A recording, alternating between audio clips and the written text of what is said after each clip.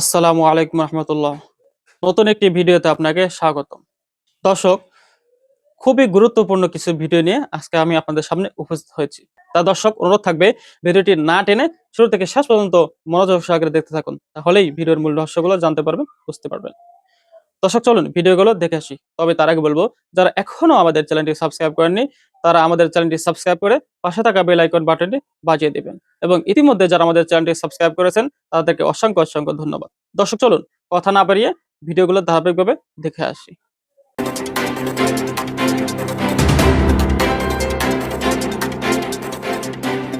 Donald Trump হঠাৎ করে ইরানের সঙ্গে যুদ্ধবিরতি অনির্দিষ্টকাল বাড়ানোর ঘোষণা দিলেন কেন? শুনতে শান্তির মতো মনে হচ্ছে, কিন্তু বিষয়টা ঠিক শান্তির নয়। প্রশ্নটা সহজ, এটা কি কৌশল নাকি চাপ সামলানোর চেষ্টা? বিশ্বমোড়ল ডোনাল্ড ট্রাম্প তার নৈশভোজে গুলির ঘটনা ঘটেছে। আমেরিকার ইতিহাসে এটাই কি প্রথম, নাকি এর আগেও ঘটেছিল? হ্যাঁ, এর আগেও ঘটেছিল। ঠিক ৪৫ বছর আগে এরকম একটা ঘটনা ঘটেছিল একই স্থানে, যেখানে গত রাতে ডোনাল্ড ট্রাম্পের নৈশভোজে গুলির ঘটনা ঘটল। এই গুলি কে করলো, কারা করলো, এর পেছনে ইরানের কোনো প্ল্যান আছে কিনা? ইরানের সর্বোচ্চ নেতা আয়াতুল্লাহ খামেনিকে যেভাবে ট্রেস করে ইসরায়েল আমেরিকা মেরেছিল, ঠিক সেভাবেই ইরান কোনো প্রতিশোধ নিতে চাইছে কিনা, যখন কিনা পাকিস্তানে ত্রিপক্ষীয় মিটিং বাতিল করে দেওয়ার ঘোষণা দিয়েছিলেন ট্রাম্প এবং সেই মিটিংটা ভেস্তে গেল। এই যুদ্ধের কি পরিণতি হচ্ছে, এর পেছনে ইরান রয়েছে নাকি ডোনাল্ড ট্রাম্পের বিরোধী দলের হাত রয়েছে? যিনি এই হামলার সন্দেহভাজন, যাকে ধরা হয়েছে, তিনি বিগত নির্বাচনে কমলা হ্যারিসের হয়ে কাজ করেছেন এবং কমলা হ্যারিসের নির্বাচনে ডোনেশন দিয়েছিলেন, এরকম তথ্যও আমেরিকার গোয়েন্দা সংস্থাগুলো দিচ্ছে। কি হলো সেখানে? যিনি ধরা পড়লেন তিনি কে ছিলেন, তার পরিচয় কি, কেন এই ঘটনা ঘটলো, ৪৫ বছর আগে কি ঘটনা ঘটেছিল? চলুন একটু জেনে দেখি। ডোনাল্ড ট্রাম্পের দম্ভ কি চূর্ণ হচ্ছে তার নিজের দেশেই? ভয়াবহ ঘটনার হাত থেকে বেঁচেছেন গত রাতে ডোনাল্ড ট্রাম্প।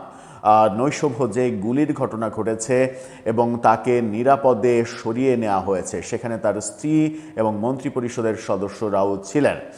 কি ঘটেছিল সেখানে? যিনি ধরা পড়লেন এই অভিযোগে তিনি কে? গণমাধ্যম যেটা বলছে, প্রথম আলো শিরোনামটা দেখে নিন। সেখানে বলছে, ওয়াশিংটনে নৈশভোজে গুলির ঘটনায় আটক ব্যক্তি মাসের সেরা শিক্ষক হয়েছিলেন। অর্থাৎ এই ব্যক্তি পেশায় শিক্ষক, গবেষক, বিজ্ঞানীও বলা যায়, এবং তিনি মানে একজন সেরা শিক্ষক। এই শিক্ষক কেন ডোনাল্ড ট্রাম্পের মানে নৈশভোজে গুলি করবেন? তিনি সেখানে গেলেনই বা কী করে? আর তিনি সেখানে গেলে সেখানে আগ্নেয়াস্ত্র সাথে নিলেন কিভাবে? তার মানে ডোনাল্ড ট্রাম্পের যে নিরাপত্তা ব্যবস্থা, সেই নিরাপত্তা ব্যবস্থায় কি বড় ধরনের ত্রুটি দেখা দিয়েছে? এর আগে আমরা দেখেছিলাম যে সেই ভয়াবহ যে বিমান হামলা টুইন টাওয়ারে, আমেরিকার টুইন টাওয়ারে যে বিমান হামলা, সেই বিমান হামলা আমেরিকার সমস্ত গোয়েন্দা ব্যবস্থাকে বোকা বানিয়ে করা হয়েছিল। এবার ডোনাল্ড ট্রাম্পের যে ঘটনাটা ঘটল, সেই ঘটনায় কি আমেরিকার গোয়েন্দা দপ্তরের বড় ধরনের গাফিলতি রয়েছে? তার নিরাপত্তার দায়িত্বে থাকা বাহিনীর বড় ধরনের গাফিলতি রয়েছে? কিভাবে ধরা পড়লো, কে ধরা পড়লো, চলুন একটু দেখে। তার নাম কোল টমাস এলেন। যুক্তরাষ্ট্রের ওয়াশিংটনে হোয়াইট হাউসের সংবাদদাতাদের নৈশভোজে গুলির ঘটনায় সন্দেহভাজন ব্যক্তির পরিচয় শনাক্ত করেছে আইনশৃঙ্খলা রক্ষাকারী বাহিনী। ট্রুথ সোশ্যালে ওই ব্যক্তির ছবি আবার ডোনাল্ড ট্রাম্প নিজেই পোস্ট দিয়েছেন। তার নাম কোল টমাস এলেন। তার বয়স ৩১ বছর। তিনি যুক্তরাষ্ট্রের ক্যালিফোর্নিয়া অঙ্গরাজ্যের বাসিন্দা। সংশ্লিষ্ট দুটি সূত্র সিএনএনকে এই তথ্য নিশ্চিত করেছে। ওয়াশিংটনে হিলটন হোটেলে হোয়াইট হাউস করেসপন্ডেন্ট অ্যাসোসিয়েশন শনিবার রাতে এই নৈশভোজের আয়োজন করেছিল। মার্কিন president Donald Trump, first lady Melania এবং তার মন্ত্রিসভার সদস্যরা সেখানে উপস্থিত ছিলেন। হঠাৎ গুলির শব্দ পাওয়া যায়। ট্রাম্প, মেলানিয়া এবং মন্ত্রিপরিষদের সদস্যদের দ্রুত সেখান থেকে সরিয়ে নেওয়া হয়। সেই দৃশ্য আপনারা অনেকেই ভিডিওতে দেখেছেন যে কত দ্রুত তাকে সরিয়ে নেওয়া হচ্ছে, এবং সরিয়ে নিতে গিয়ে ডোনাল্ড ট্রাম্প আবার পড়ে গিয়েছিলেন। সেই নিচে থেকে আবার তাকে কোনো রকমে তুলে দ্রুত সরিয়ে নেয়ার ঘটনা ঘটে। ঘটনার পর সামাজিক যোগাযোগ মাধ্যম ট্রুথ সোশ্যালে সন্দেহভাজন ব্যক্তির একটি ছবি প্রকাশ করেছেন ডোনাল্ড ট্রাম্প। সেখানে ওই সন্দেহভাজনকে খালি গায়ে মাটিতে উপুড় হয়ে থাকা অবস্থায় দেখা যাচ্ছে। সন্দেহভাজন ব্যক্তি নিরাপত্তা হেফাজতে আছেন। পেশাজীবীদের সামাজিক যোগাযোগ মাধ্যম লিঙ্কডইনের তথ্যসহ বিভিন্ন নথিপত্র যাচাই করে সিএনএন জানতে পেরেছে সন্দেহভাজন ব্যক্তি ক্যালিফোর্নিয়ার দক্ষিণাঞ্চলের বাসিন্দা। তিনি একজন শিক্ষক এবং ভিডিও গেম ডেভেলপার হিসেবে কাজ করেন। 31 বছর বয়সী কোল টমাস এলেন লস অ্যাঞ্জেলেসের টরেন্স শহরে বসবাস করেন। তার নাম ও ছবির সঙ্গে লিঙ্কডইনের একটি প্রোফাইলের মিল পাওয়া গেছে। লিঙ্কডইনের ওই প্রোফাইলে তাকে টিউটরিং কোম্পানি C2 এডুকেশনের খণ্ডকালীন শিক্ষক হিসেবে উল্লেখ করা হয়েছে। কোম্পানির সামাজিক যোগাযোগ মাধ্যমের পোস্ট অনুযায়ী 2024 সালের ডিসেম্বর মাসে C2 এডুকেশন তাকে মাসের সেরা শিক্ষক হিসেবে স্বীকৃতি দিয়েছিলেন। এই মাসের সেরা শিক্ষক তিনি এখানে কিভাবে গেলেন, কিভাবে তিনি অস্ত্র পেলেন, গুলি করলেন কেন, কাকে উদ্দেশ্য করে গুলি করলেন, এই আলোচনা যেমন চলছে তেমনি আলোচনা চলছে যে তাকে মানে ডোনাল্ড ট্রাম্পকে আক্রান্ত করার পেছনে ইরানের ভূমিকা আছে কিনা। এই মানে ভদ্রলোক যিনি ধরা পড়েছেন তিনি কমলা হ্যারিসের নির্বাচনে মানে $27 সম্ভবত $27 ডোনেট করেছিলেন, এরকম তথ্য সিএনএন তার ইনভেস্টিগেশনে পেয়েছে। $25। এছাড়া কেন্দ্রীয় নির্বাচনে অ্যালেন 2024 সালের অক্টোবর মাসে তৎকালীন ডেমোক্রেটিক প্রার্থী কমলা হ্যারিসের নির্বাচনী প্রচারণায় $25 অনুদান দিয়েছিলেন।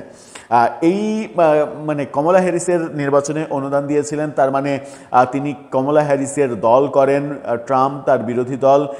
এখানে এই ঘটনার পেছনে কমলা হ্যারিসের দলের কোনো মানে সম্পৃক্ততা আছে কিনা, ইরানের কোনো সম্পৃক্ততা আছে কিনা, এই ব্যাপারগুলো এখন খতিয়ে দেখা হচ্ছে। ডোনাল্ড ট্রাম্পের ব্যাপারে ইরানের সম্পৃক্ততা থাকাটা অস্বাভাবিক নয়। যে কোনোভাবে মানে ইরানে আক্রমণ করার ক্ষেত্রে ইরানের মানে আয়াতুল্লাহ খামিনির খুব কাছের মানুষদের ম্যানেজ করে গোয়েন্দা তথ্য ম্যানেজ করা হয়েছিল, ইসরায়েল আমেরিকার সেই তথ্য ম্যানেজ করেছিল, এরকম কথা আমরা শুনেছি। এইবার ডোনাল্ড ট্রাম্পের ব্যাপারে পাল্টা কর্মসূচি হিসেবে ইরান এই ধরনের ঘটনা ঘটাতে পারে কিনা সেটা নিশ্চয়ই ট্রাম্প প্রশাসন খতিয়ে দেখছে।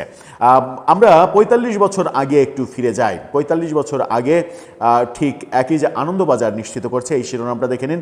সেখানে বলা হচ্ছে ওয়াশিংটনের ওই হিলটন হোটেলেই 45 বছর আগে গুলিবিদ্ধ হয়েছিলেন মার্কিন প্রেসিডেন্ট রেগন। কি ঘটেছিল?